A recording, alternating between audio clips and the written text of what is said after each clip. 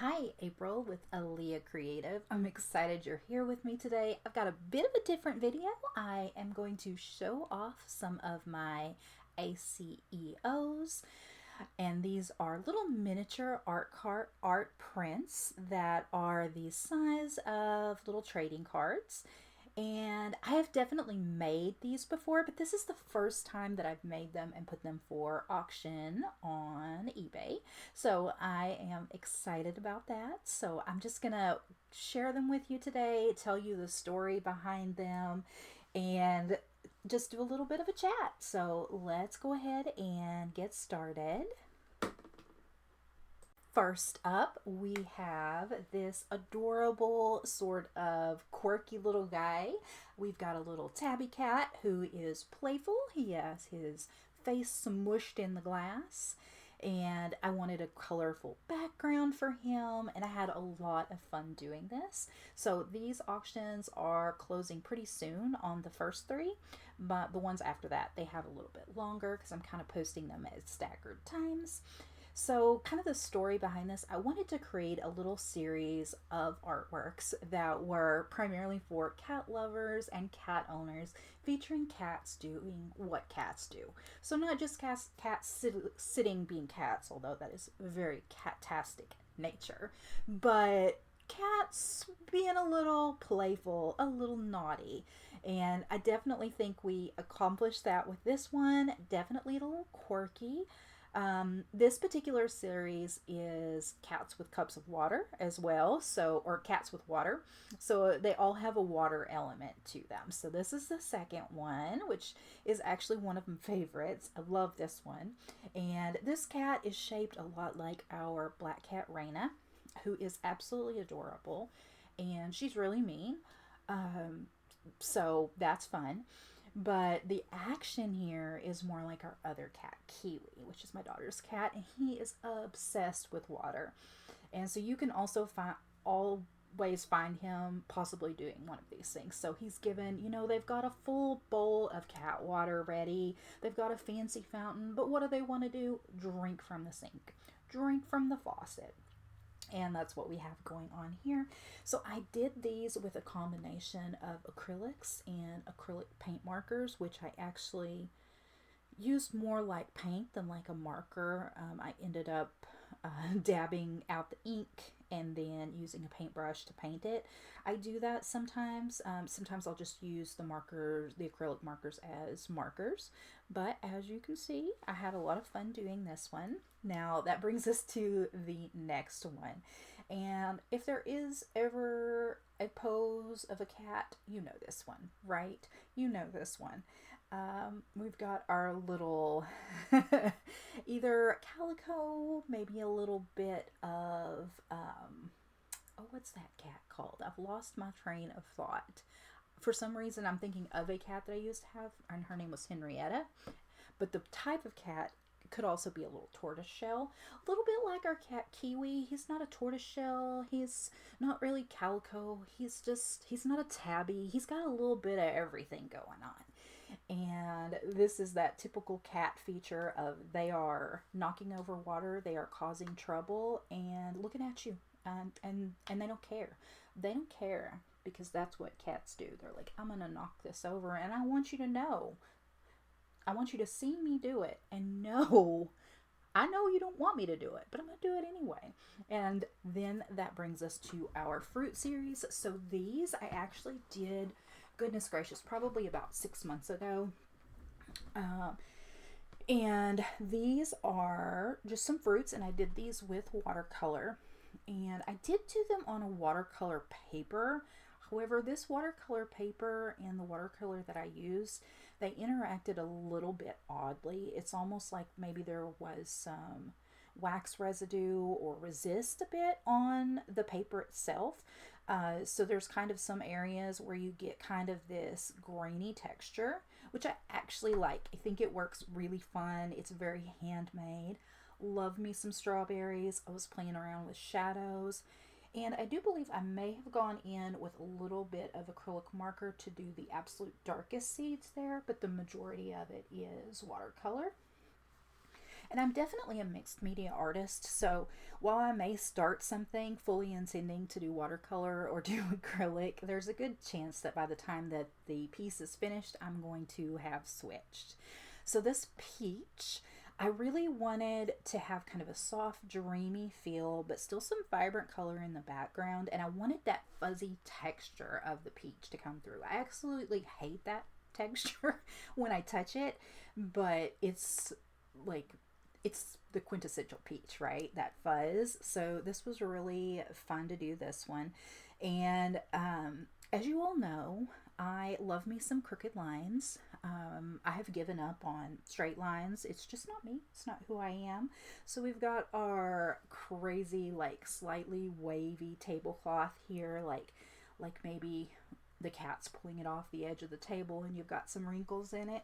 This was a really fun little series. I actually forgot that I did these, and then I found them and I was like, oh, I'll go ahead and get these up so that they can get some beds and find some new homes.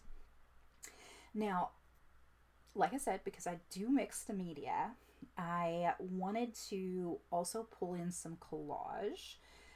But we do have one more here in the fruit series before we get to the collage, and that is the pear.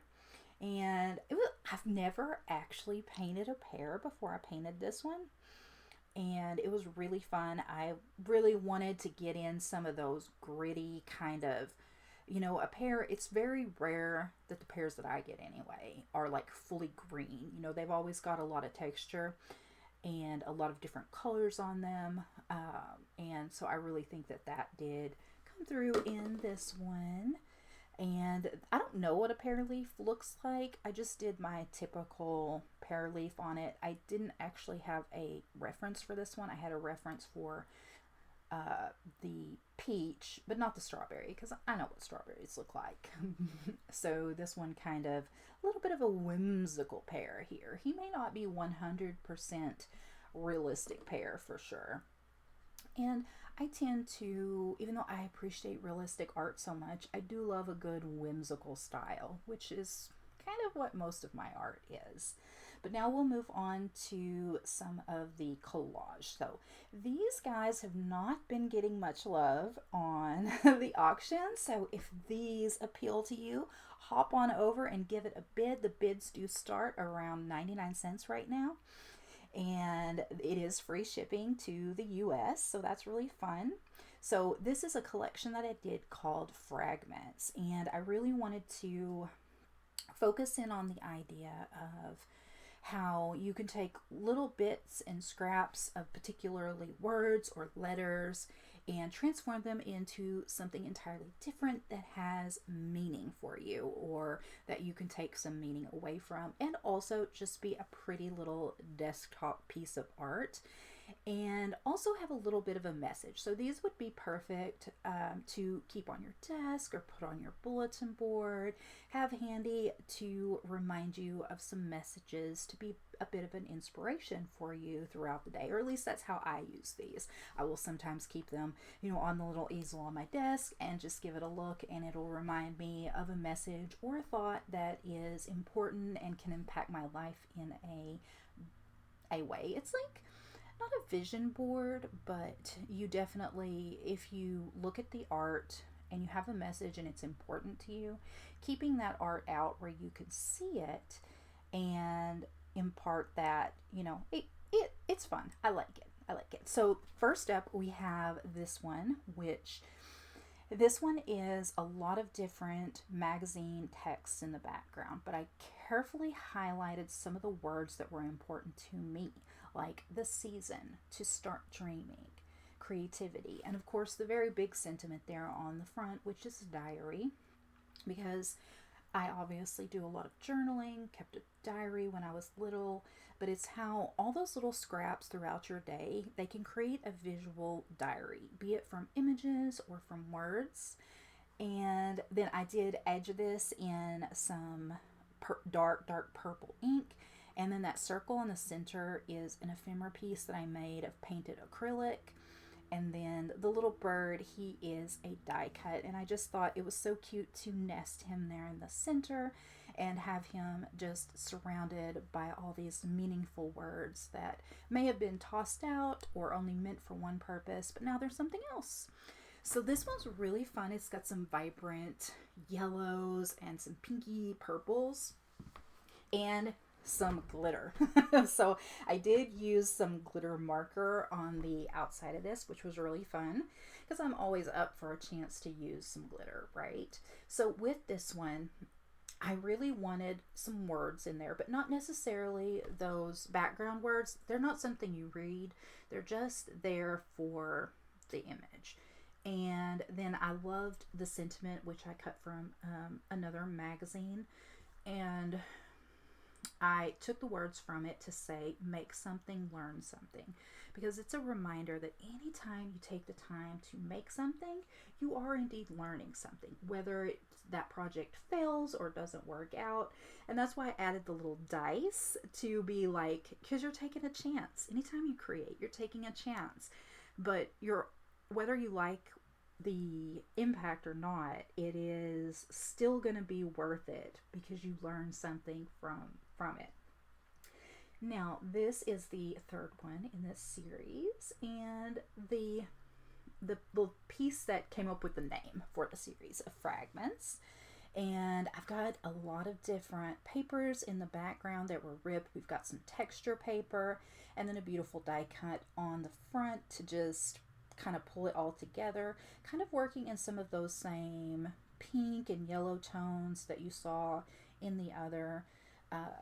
And it was just fun, a really fun, kind of what I would call when I think of mixed media, this is kind of what comes to mind when I think of mixed media collage. It's not necessarily the type of mixed media collage that I always do, but it certainly has almost a nostalgic feeling to me. Now we're down to the last two, and these are some of my little whimsical girls. So these were just fun to make. We've got a kind of a gritty texture on the background. I used some different types of watercolor in through here, as well as some watercolor pencils. Then I went back and added some details with some acrylic marker and some fine liner. And these little whimsical girls, they also have a little critter insect companion. This one has a little snail. And I just love her pink hair and her vibrant green dress. And then that kind of textured background as well. It's just fun. I really enjoyed creating these. I haven't been doing as many faces in my artwork as I normally do. And these are definitely kind of basic and quick faces, like my go-to type of face that I can just sketch out without much thinking. And I did use some colored pencil as well. Now, of the girls that I have done so far in this series, this one's my favorite because I used the Danielle Smith purple. I forget the name of it, but it's that really dark granulated purple so that you really get like the texture and the darkness for the hair. So love that. She has a little caterpillar companion, and then we've got those vibrant colors in the background, and she's given a little side eye, guys. She's given a little side eye. But yeah, these are the first ones that I put up on for auction. I'm so excited to see how it goes. It's been so fun to see bids on them, and the idea of just being able to get my artwork out and into the hands of people. I'm also bidding on a lot of other people's ACEOs, so if you also sell ACEOs, feel free to comment those in the comments here. I would love to see them and share them and purchase them. It would be fantastic. So alright guys, see you next time. Bye.